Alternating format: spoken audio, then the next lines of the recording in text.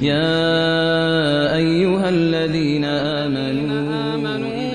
إذا نودي للصلاة من يوم الجمعة فاسعوا إلى ذكر الله وذروا البيع ذلكم خير لكم إن كنتم تعلمون. الحمد لله رب العالمين، والصلاة والسلام على خاتم الأنبياء والمرسلين سيدنا وحبيبنا محمد وعلى آله وأصحابه أجمعين. ئیمانداران و خواناسانی زۆر بەڕێز، هەمومان ئەو ڕاستیە دەزانین کە ژیانی دنیا دارولمەمەڕە، شوێنی تێپەڕبوونە. قیامەتی نەبراوە دارولمەقەڕە، شوێنی مانەوەی هەمیشەییە. هەمومان لەم سەر زەویەدا ڕێبوارێکین، بۆ چەند ساڵ و ساتێک هاتووینە سەر زەویە و وا دەزانین ئەم سعاتەی کە تیا دەژین و لە ماڵی خواداین، هەر ئێستامان دێتە بەر چاو و ئەوەی تری ڕۆیشت و نازانین چەندی ماوە. واتە ژیانی دنیا وەکو ئینسانێکی مسافیر و سەفەری واین و لە ڕێگاداین، بەرەو قیامەتێک دەڕۆین کە ماڵی هەمیشەی و ئەبەدیمانە، جێگای تێڕامانە کە ئینسان وا بزانێ لە سەفەرە ماندوو نابێ. هەمومان ئەو ڕاستیە دەزانین کە سەفەر مەشەقەتی خۆی هەیە، ماندووبوونی خۆی هەیە. لە کاتی سەفەرە کە تۆ لە شوێنێکەوە دەڕۆیت بۆ شوێنێکی تر، هەموو شتەکان بە دڵی تۆ نابێ، ئەبێت تەسلیمی ئەو واقعەبی کە زۆر شت دێ و دێتە ڕێگات کە دڵی تۆ نایخوازێ، بەڵام ناچاری خۆتی لەگەڵا ڕابێنی و سەبر و ئارام دەگری، دەڵێی خۆ ئەمە تێدەپەڕێ، من مسافیرێکم، با ئارام بگرم. بۆیە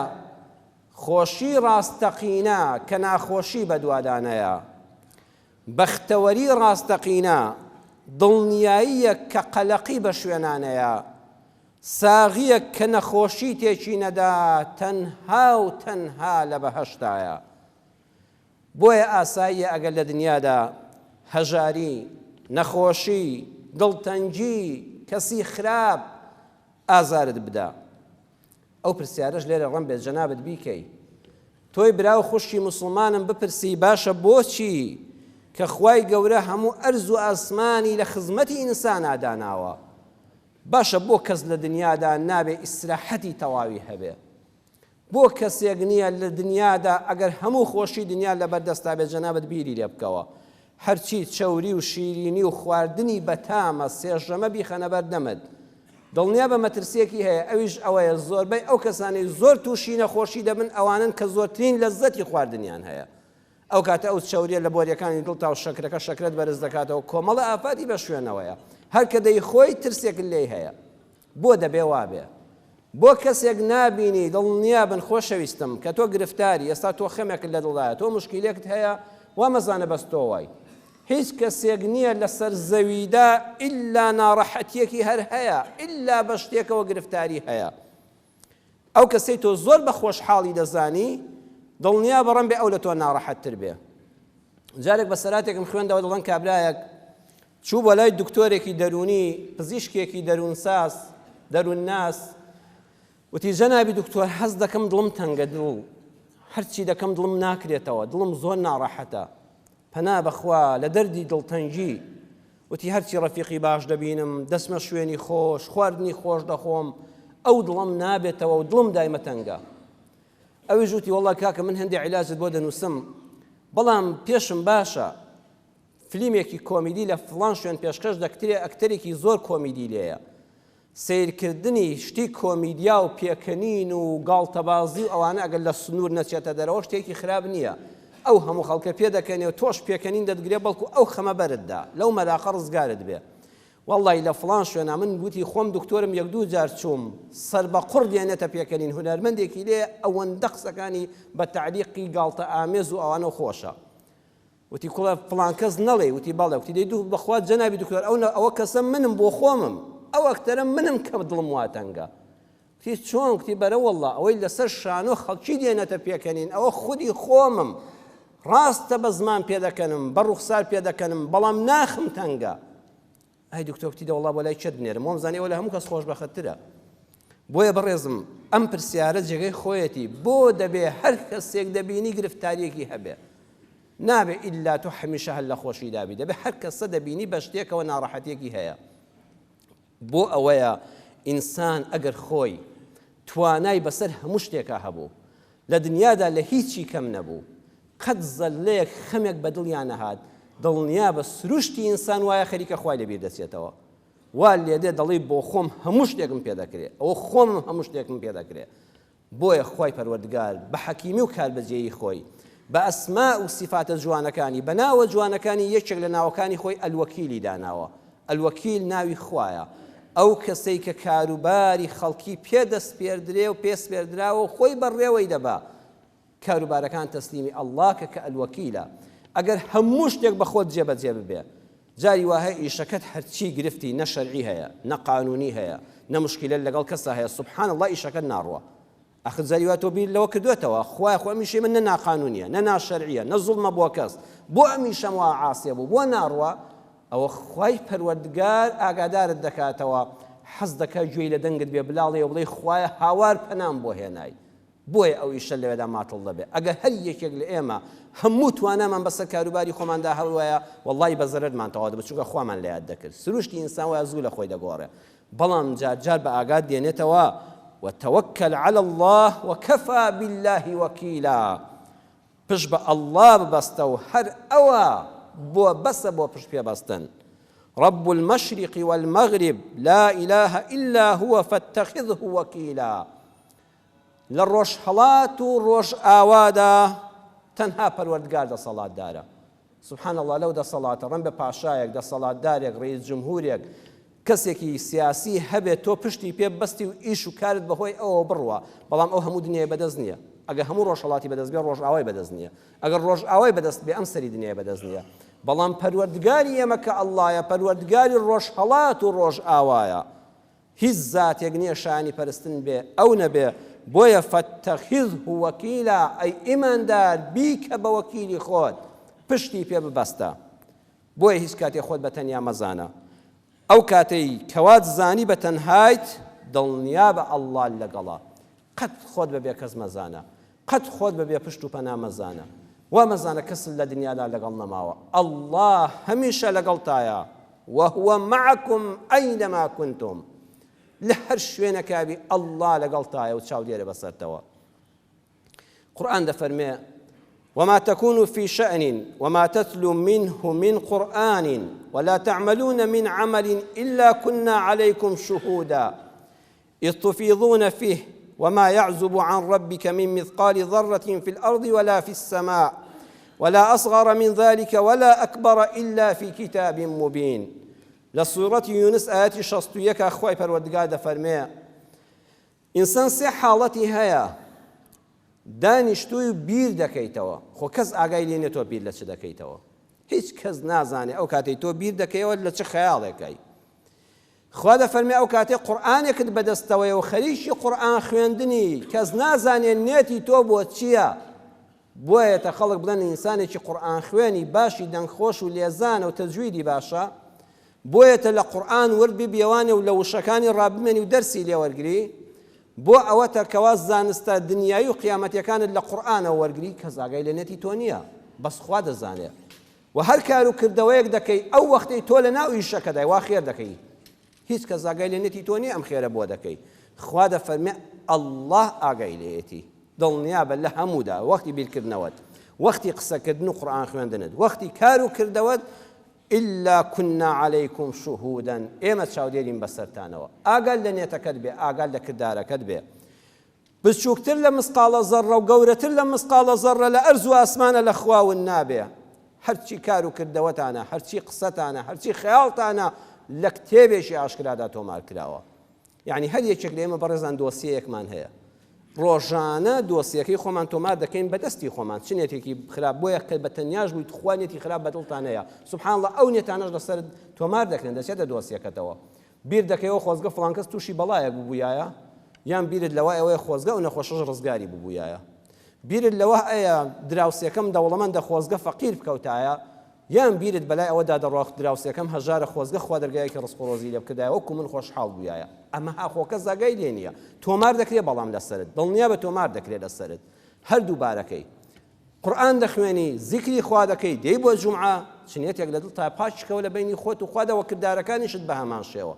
چونکە دڵنیا بە ئەو کتابی مبینە دۆستی هەر هەمومانە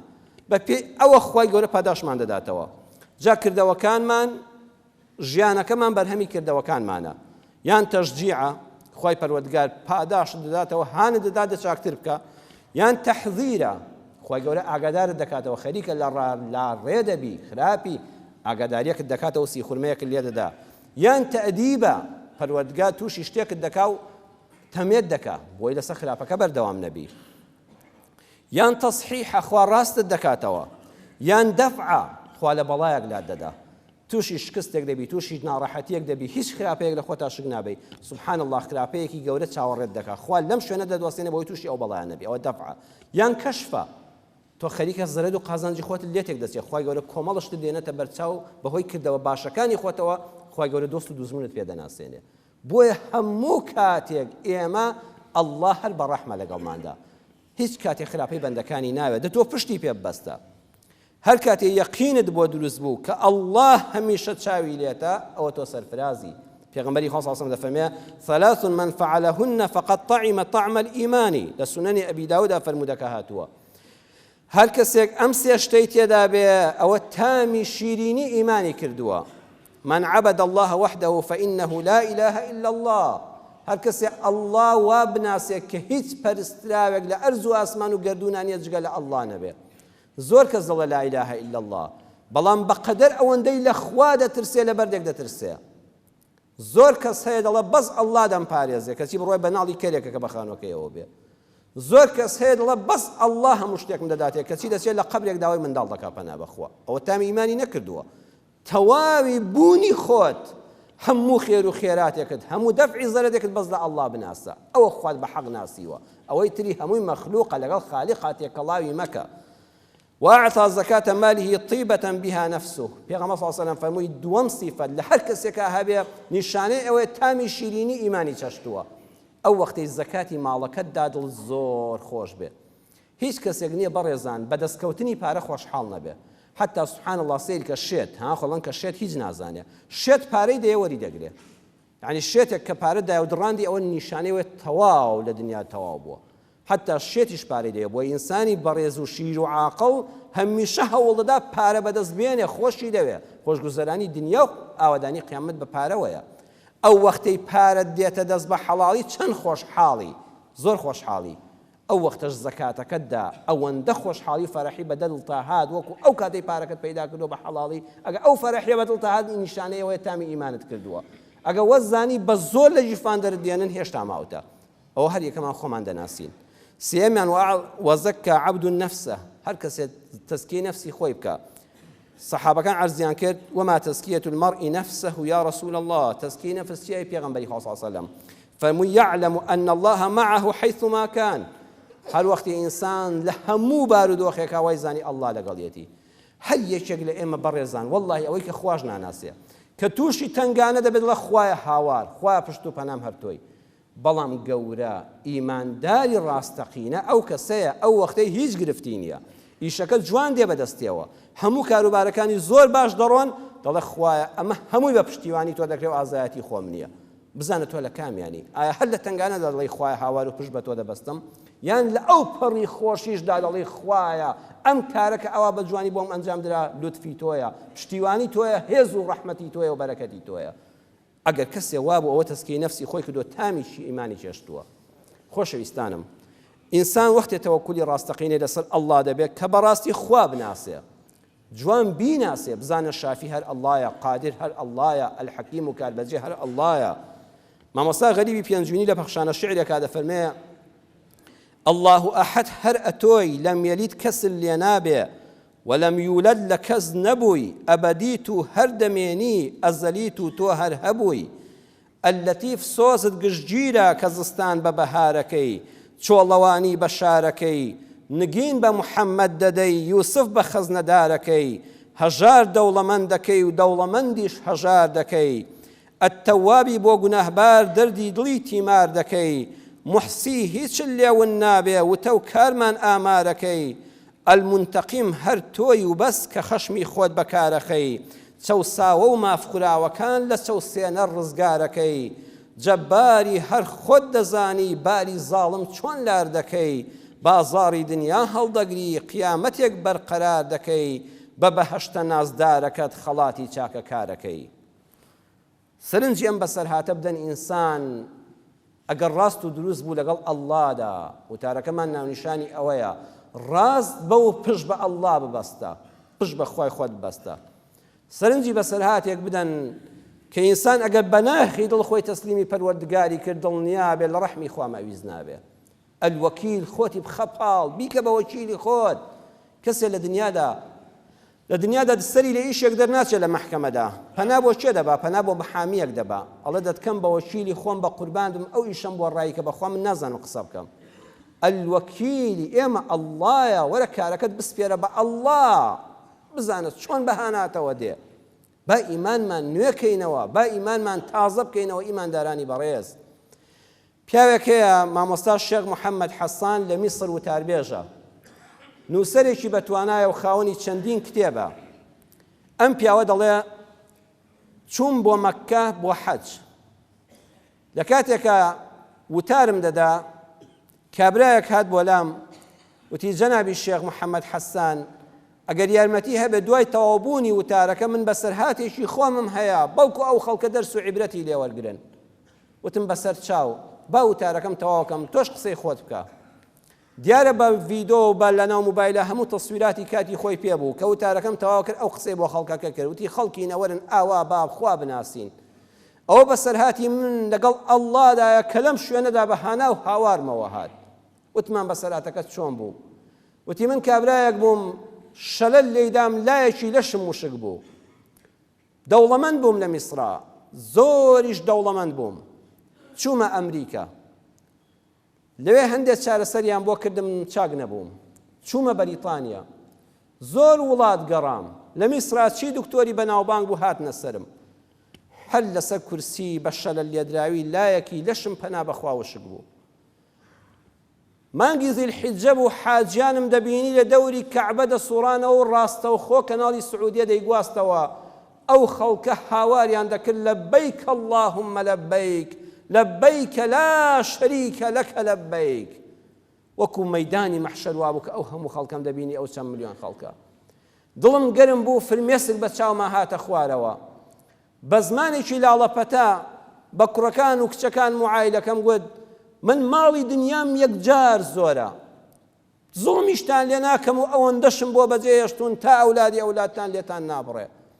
من تووشی ئەم نەخۆشیە بووم کارێکی وا نازانم هەموو ڕەم بێت قەرزاری پەروەردگارین و بە حەق وەکو پێویست نەمان پەرست بێ حەقی خواپەرستیمان نەدابێ بەڵام ماڵی حرامی خەڵکم نەخواردووە ئەوەی لە توانای بە شەرابوو لە دکتۆرا جێبەجێم کردو و چاک نەبووم هەست دەکەم تەزویەک بەلەشما دێ بەڵام بای ئەوەندە نییە هەستم توخوا وەرن بمبەن بۆ سعودیە و لە حەوشی کەعبە دامنێن لەگەڵ ئەو حاجیانەدا وتیان خەڵک هەموو ڕۆیشتووە چۆن بەم حاڵەوە بتبین وتم کاکە خۆ دەتوان تاریک تایبەتم بۆ بگرن بە پارەی تایبەت ڤیزای تایبەتم بۆ بکڕن ناچارم کردم بردیانمە حەوشەی کەعبەوە بە ملیۆن خەڵکی لێیە وتم لێرە لەسەر ئەم کورسێ بەجێم بێڵن وتیان نابێ وتم باوەڕکە بەجێم دێڵن لێم دوورکەوتنەوە لە دوورەوە چاودێریان دەکردم دەستم بەرز کردەوە بۆ لای خوای پەروەردگار وتم خوایە پاشایان یا شافی یا ئەڵڵا من هەموو کارێک کە بەدەست بەندە بێ لە لای دکتۆر جێبەجێم کردووە چاک نەبووم یا ڕەبی خوایە هەست دەکەم تەزویەک لە لەشما هەیە و ئەو لایم خەریکە بە ئاگا بێ خۆم خستۆتە ماڵەکەتەوە پەنام بۆ دەرگاکەت هێناوە قەسەم بە گەورەی تۆ یا ئەڵڵا لەم ماڵەی تۆ ناچمە دەرەوە یان دەبێت چاکم کە یان بە مردووی جەنازەکەم بەرنە دەرەوە دانیشتم زیاتر لە 3 ساعات لەسەر ئەو کورسێ وەختێکم زانی خەوم لێکەوت بوو ئەوە من هەر دەپاڕێمەوە هاواری خوا دەکەم وەختێکم زانی لە خەومە 3 جار کەسێ لە پشتی سەرمەوتی هەستە بڕۆ هەستام لەسەر کورسێ کەسێ دەکەم قاچم کردوێتەوە دەستم ئیش دەکا بەنا الله هەستام و بە پێی خۆم ڕۆیشتم حەجەر الئەسەدم زیارەت کرد و تەوافی کەعبەم کرد هەموو لێم کۆبوونەوە وتم دەرگای ڕەحمەتی خوا کرایەوە بە یەقینەوە بە مردن نەبووە لێرە نەدەڕۆیشتمە دەرەوە هانام بۆ ئەڵڵا هێنا بەڕێزان ئاوا بە یەقینەوە لێی بپاڕێەوە بڵێ ئەلوەکیل خۆم تەسلیم بە تۆ کرد ئەوەی چارەسەر بوو لای من بەکارم هێنا یا ئەڵڵا دەرگای ڕەحمەتی تۆشم بۆ بجۆشێ مەویز مەبە لە ژیاندا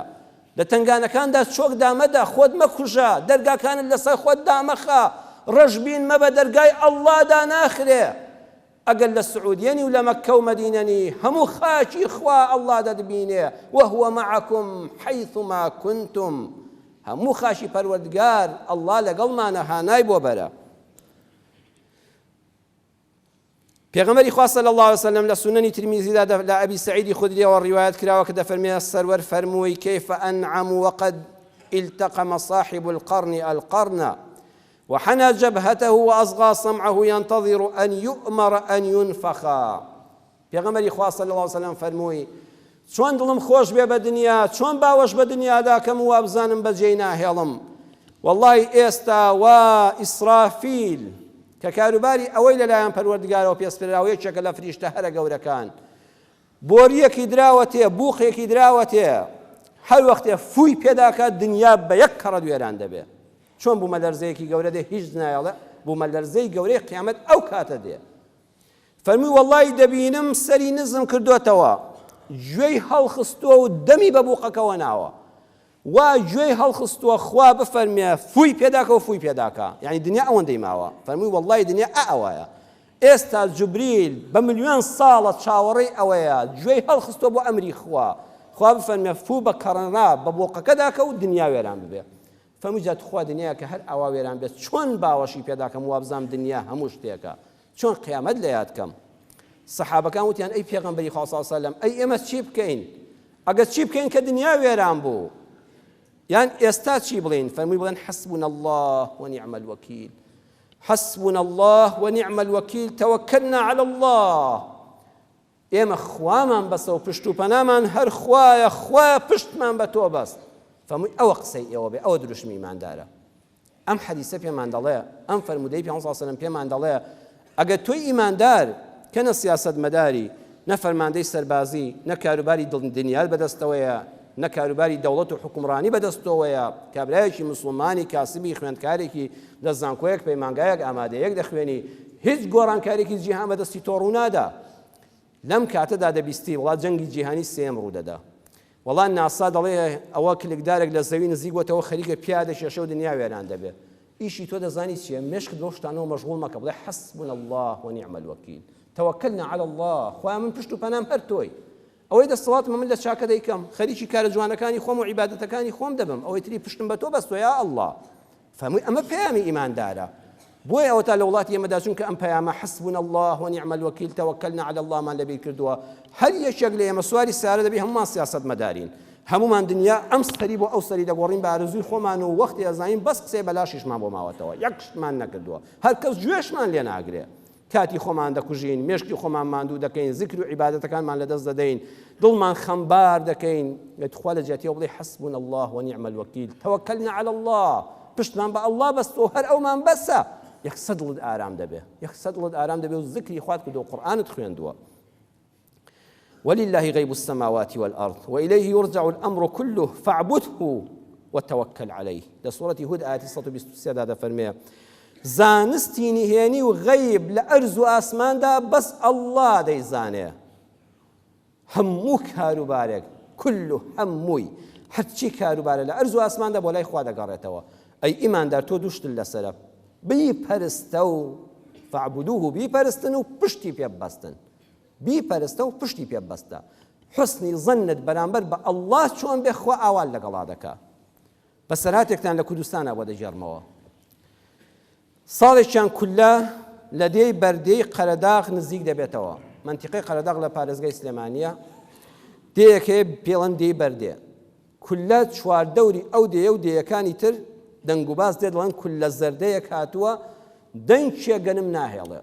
قەدی دار دەخوا هیچ سەوزاییەکی نەهێشت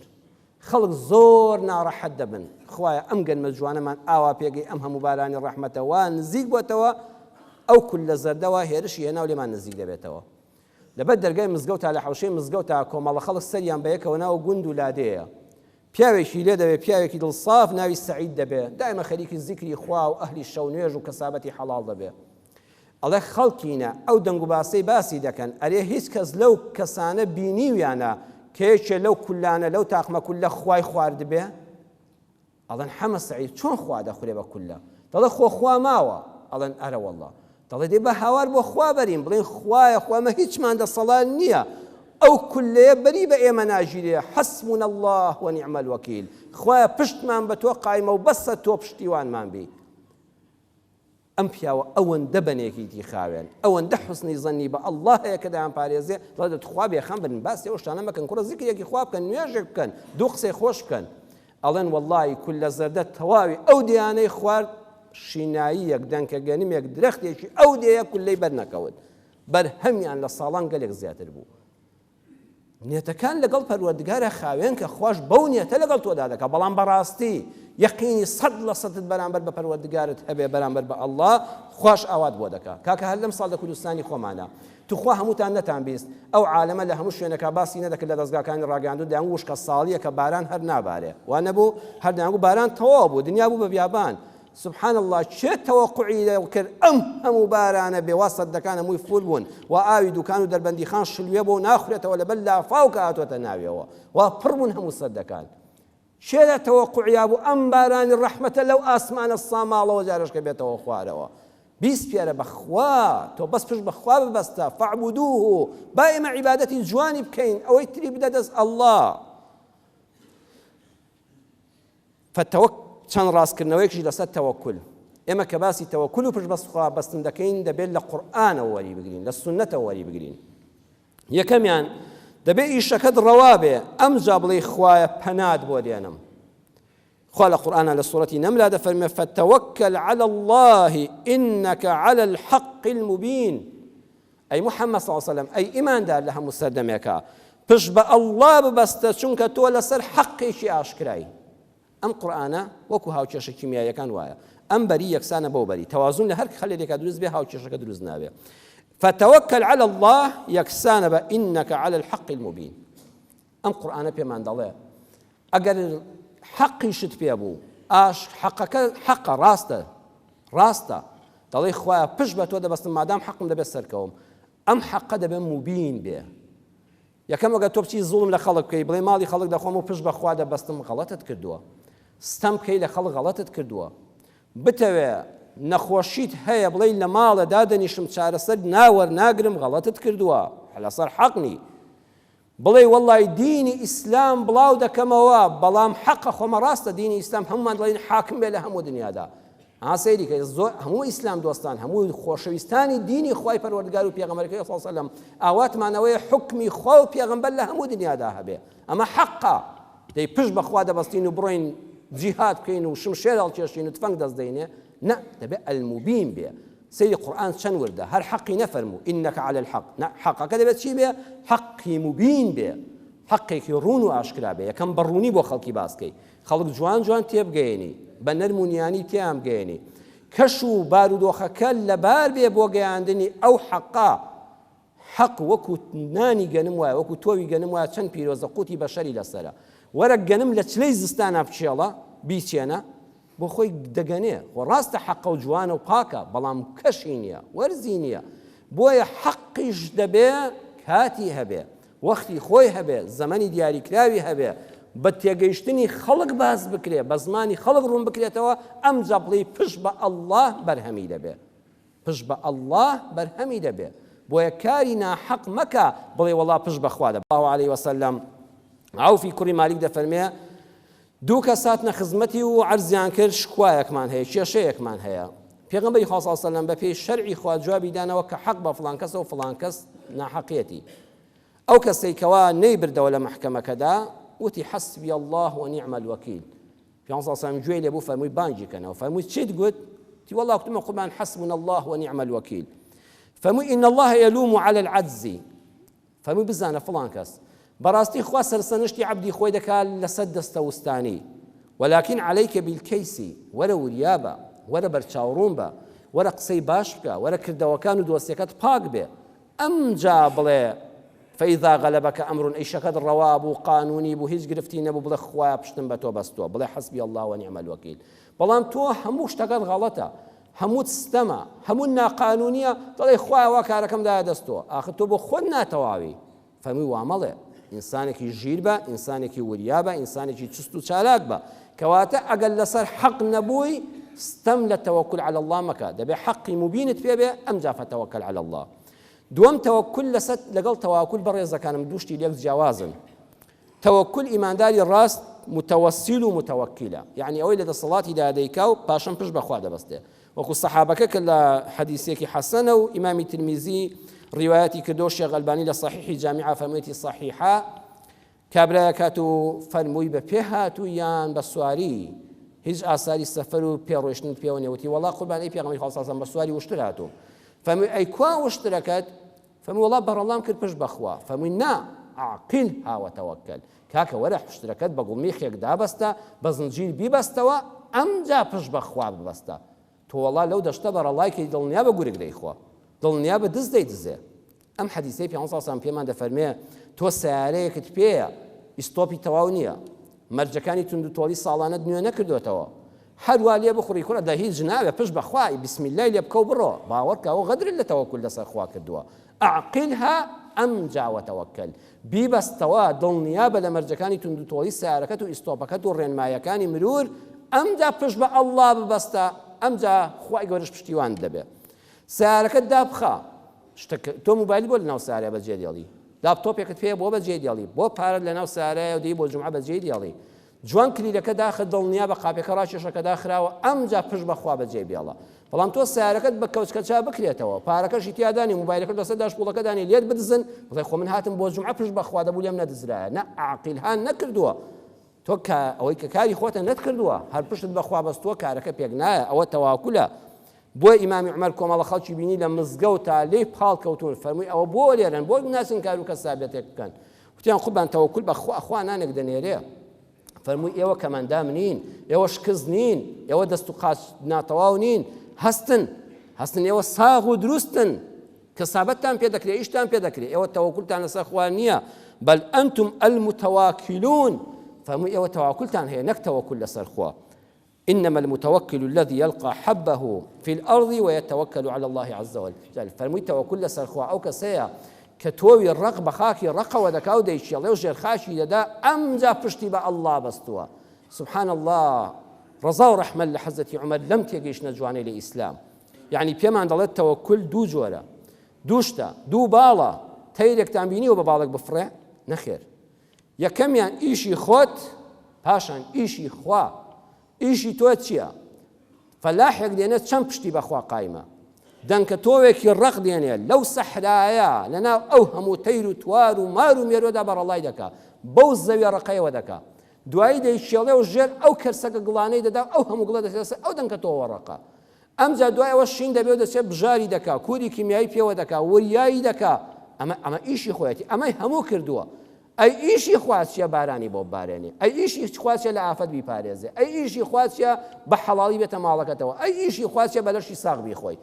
تۆ کاکە نە تۆ بکەی نە هیچ بکەی فەردەگەنمت بۆ بێتە ماڵەوە نایە، تۆ ئیشی خۆت بکە پاشان پشت بە ئەڵڵا ببەستە، ئەو دەنکە تۆ فرێدە ئەو خاکەوە ئیشی خۆت بکە. تەوەکل لەسەر خوا ئەوەیە، ئەوەی تی تەواکولە. بۆیە لە کۆتایی وتارەکەیە دەڵێن سێ شت هەیە پەیوەندیان بە یەکەوە هەیە: العلم أولا،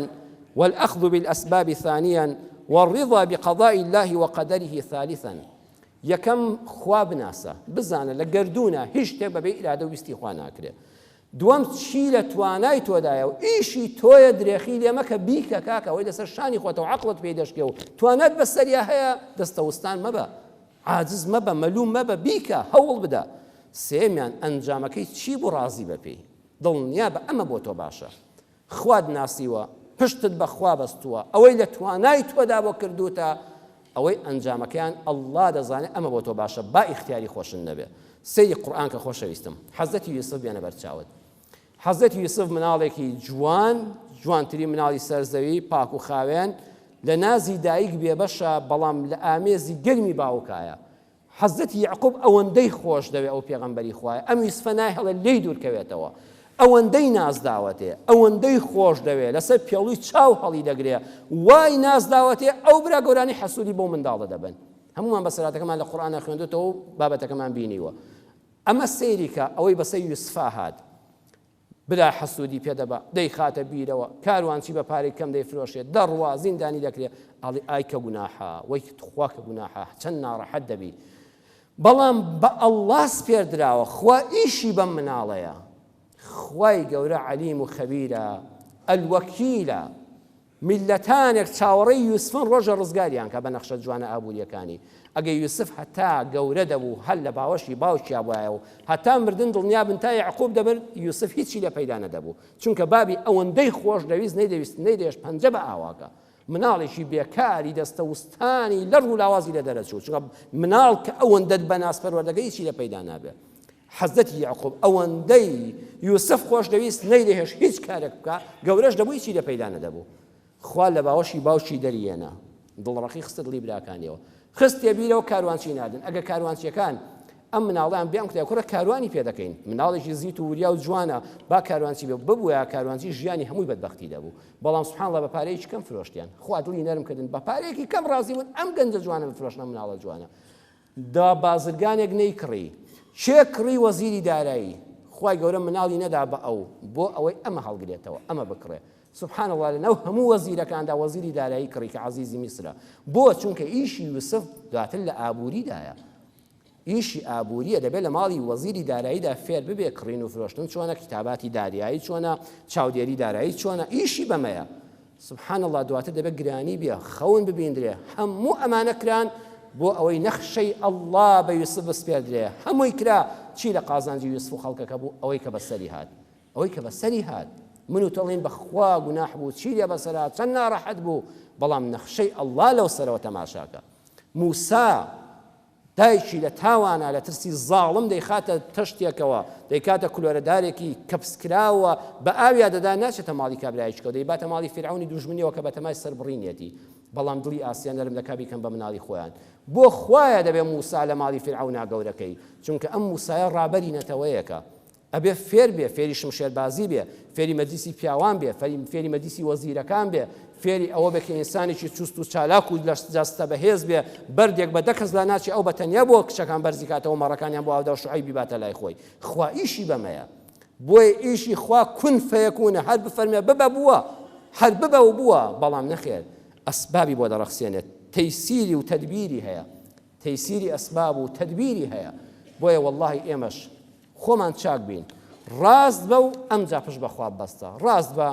دڵنیا بە لە کارەکانت بەپێی شەرع و یاسابیان کە پاشان تەسلیم بە خوایکە تۆ تەلەبەیەکی حەزت دەکرد لە سلێمانی وەرگیری نەک غوربەتی هەولێر دووهۆک بکێشی بەڵام سەیەکی سوبحان الله ناوەکە لەوێتەوە وەڵڵاه ئەمە بۆ تۆ باشە تۆ درێخین نەکردووە لەو غوربەتەدا نەبووە ئەو کەسە ئەو کچە ئەو باشە لێ دەرنەچوو ئەو کوڕە بەتوانایە لێ دەرنەچوو لەو غوربەتەدا فێری خۆڕاگری بووی خەڵکی هەولێری و ناول لە سلێمانی و کەلار هاتوێتەوە دڵتانگ مەبە بڵێ لە کەس و کارم دوورم خەریکە تووشی نەخۆشی دەرونی دەبم ئەمە خوا بۆ تۆی پێ باشە چونکە لە ئاخرا ئەنجامەکەی دەبینی لە ئاخرا دڵت پێ خۆش بێ ئەو غوربەتە وەکو یوسف و موسا پێت دەگەیەنێ پێغەمبەری خوا صلی الله علیه و سلم دەیفەرموو دوعا بکەن و بڵێن اللهم رحمتك أرجو فلا تكلني إلى نفسي طرفة عين واصلح لي شأني كله لا إله إلا أنت هەمیشە دەیفەرموو خوای بڵێ پەروەردگارە ئەی خوای ئەرحەم الراحمین داوای ڕەحمەتی تۆ دەکەم هەمیشە چاوەڕێی ڕەحمەتی تۆم کە چاکم بۆ دەکەی خوایە بە نەفسی خۆم مەسپێرە یەک چاو تلوکانیش هەر ئەوەندەی چاو دەتلوکێ خوای مەم دەدەستی خۆم خۆت سەرپەرشتیم بکە خوایە خۆت کارەکانم بۆ جێبەجێکە خوایە خۆت کارەکانم بۆ ڕاییکە سەرپەرشتی ئیش و کار و خۆم و ماڵ و مناڵ و عایلەم بکە خوایە دامەدەستۆ هیچ پەروەردگار و پەرستراوێک نییە جگە لە ذاتی تۆ نەبێ یا ئەڵڵا بە ئەم دوعایە بکەین بە دروشمان و هەمووشمان داوا دەکەین یا ربی خوای پەروەردگار چاوەڕێی ڕەحمەتی تۆین خوایە بۆیە ڕوومان کردوێتە ماڵەکەت چاوەڕێی ڕەحمەتی تۆین هەمیشە گەشتبینین بە ڕەحمەتت خوایە ڕەحممان پێ بکەی یا ربی خوایە بۆ چاوتروکانێک نەماسپێری بە نەفسی خۆمان یا رب العالمین یا ربی خوایە بۆ کەمتر لە چاوتروکانێک نەماسپێری بە خۆمان یا رب العالمین کاروباری خۆمان و خێزان و منداڵمان وڵات و کۆمەلگامان دەدەینە دەستی تۆ یا ئەرحەم الراحمین بە بەزەی خۆت ڕەحممان پێ بکەی خوایە بڕیارمانداوە هیچ پەرستراوێک نییە جگە لە ذاتی تۆ غەیری خۆت محتاجی دەستی کەسمان نەکەی غەیری خۆت محتاجی دەستی کەسمان نەکەی یا رب العالمین یا ربی خوای پەروەردگار چۆن شیفات بۆ ئەو نەخۆشە نار کە باسمان کرد خوای شیفا بۆ هەموو نەخۆشەکانمان بنێری یا ربی خوای شیفا بۆ هەموو نەخۆشە لەش بە ئازارەکانمان بنێری هەموو ئەوانەی دڵتەنگن خوای دڵیان خۆشکەی هەموو ئەوانەی لە تنگانەدان بە هاواریانەوە بێی هەموو ئەوانەی دەستکوتن دەرگای ڕزق و ڕۆزیان لێ بکەیەوە کوردستانمان ئاوەدانکەی چاکەکاران پایدارکەی خراپەکاران هیدایەت بدەی عاقبەتی هەموو لایەکمان خێرکەی آمين آمين والحمد لله رب العالمين يا أيها الذين آمنوا إذا نودي للصلاة من يوم الجمعة فاسعوا إلى ذكر الله وذروا البيع ذلكم خير لكم إن كنتم تعلمون